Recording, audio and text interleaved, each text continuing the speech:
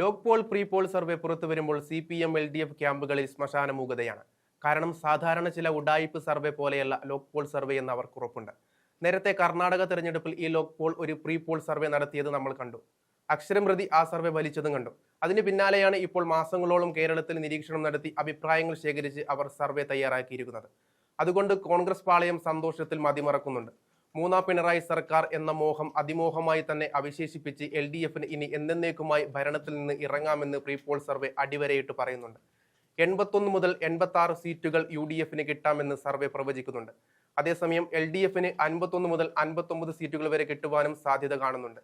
NDA പരമാവധി 2 സീറ്റുകളിൽ വിജയിച്ചേക്കാമെന്നും ചൂണ്ടിക്കാണിക്കുന്നുണ്ട്. UDFന് പരമാവധി 45% വോട്ടും LDFന് 41% വോട്ടും നേടും. വടക്കൻ കേരളത്തിലും മധ്യ കേരളത്തിലുമാണ് UDFന് മേൽക്കൈ ലഭിക്കുക.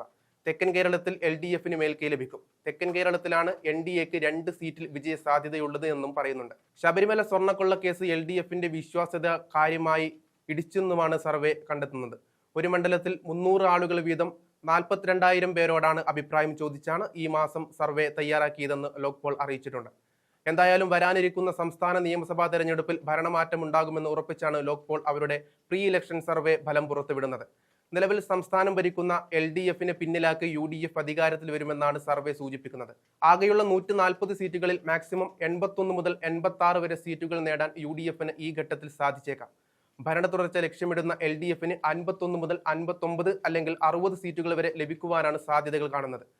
തിരഞ്ഞെടുപ്പിൽ BJP നയിക്കുന്ന NDA പരമാവധി 2 സീറ്റുകൾ വരെയും 3 മുന്നണികളിലും ഭാഗമാകാത്തവർ 3 സീറ്റുകൾ വരെയും നേടാൻ സാധ്യതയുണ്ടെന്ന് സർവേ വ്യക്തമാക്കുന്നുണ്ട്. ഫെബ്രുവരി 9 മുതൽ 24 വരെയാണ് സർവേ നടത്തിയതെന്ന് ലോക് പോൾ എക്സ് പോസ്റ്റിൽ പറയുന്നുണ്ട്. മുന്നണികൾ നേടാൻ സാധ്യതയുള്ള വോട്ട് ഷെയറിന്റെ കണക്കുകളും ലോക് പോൾ പുറത്തുവിടുന്നുണ്ട്.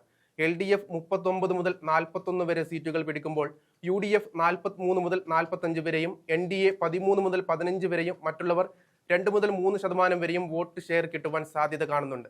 തെക്ക് വടക്ക് മധ്യകേരളം എന്നിങ്ങനെ മേഖല തിരിച്ചുള്ള ചിത്രങ്ങളും ലോക് പോൾ പുറത്തുവിടുന്നുണ്ട്.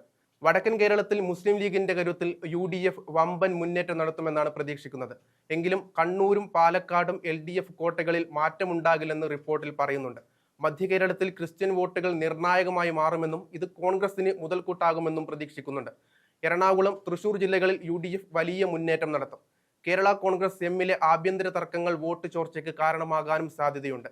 മധ്യകേരളത്തിൽ ഈ തർക്കങ്ങൾ LDFന് തിരിച്ചടിയാകുമെന്നാണ് സർവേ അടിവരയിട്ട് പറയുന്നത്. LDFന്റെ ശക്തി കേന്ദ്രമായ തെക്കൻ കേരളത്തിൽ മുന്നണി ഭേദപ്പെട്ട പ്രകടനം കാഴ്ചവെച്ചേക്കുമെന്ന് ചൂണ്ടിക്കാട്ടുന്നുണ്ട്. എന്നാൽ പത്തനംതിട്ട ഉൾപ്പെടെയുള്ള ജില്ലകൾ UDF തൂത്തുവാരാനുള്ള സാധ്യതകളാണ് കാണുന്നത്. BJPയുടെ മുന്നേറ്റം തിരുവനന്തപുരം ജില്ലയിലെ ചില മണ്ഡലങ്ങളിൽ മാത്രമായി ഒതുങ്ങുമെന്നും സർവേ ഫലം വ്യക്തമാക്കുന്നുണ്ട്. പരമ്പരാഗത LDF വോട്ടുകൾ BJP പിടിക്കുന്നത് പലയിടത്തും UDFന് പരോക്ഷമായി ഗുണകരമാകുമെന്ന നിർണായക വിവരം സർവേ വിലയിരുത്തുന്നുണ്ട്. ശബരിമല സ്വർണ്ണക്കള്ളക്കടത്ത് കേസും അനുബന്ധ ക്രമക്കേടുകളും LDFന്റെ വിശ്വാസ്യത കാര്യമായി ബാധിച്ചുവെന്ന് സർവേയിൽ പറയുന്നുണ്ട്. AP സംസ്ഥാന മുസ്ലിം ലീഗുമായി അടുത്തതും സഭകളുമായുള്ള കോൺഗ്രസിന്റെ സജീവ സമ്പർക്കവും UDFന് അനുകൂലമായ വോട്ട് ഏകീകരണത്തിന് കാരണമാകുമെന്നും സർവേ വിലയിരുത്തി കഴിഞ്ഞു. റബ്ബർ കർഷകരുടെ പ്രതിഷേധവും വന്യജീവി ആക്രമണങ്ങളും മലയോര മേഖലയിലെ കർഷകരുടെ അതൃപ്തിയും LDF വോട്ടുകളിൽ വലിയ വിള്ളലുണ്ടാക്കും. തെക്കൻ കേരളത്തിലെ പരമ്പരാഗത LDF വോട്ടർമാരായ നെൽകർഷകർ, കശുവണ്ടി തൊഴിലാളികൾ, സർക്കാർ ജീവനക്കാർ എന്നിവർക്കിടയിൽ വർദ്ധിച്ചുവരുന്ന അതൃപ്തി UDF വിജയങ്ങൾക്ക് വഴിയൊരുക്കുമെന്ന് അടിവരയിട്ട് പറഞ്ഞാണ് സർവേ അവസാനിക്കുന്നത്.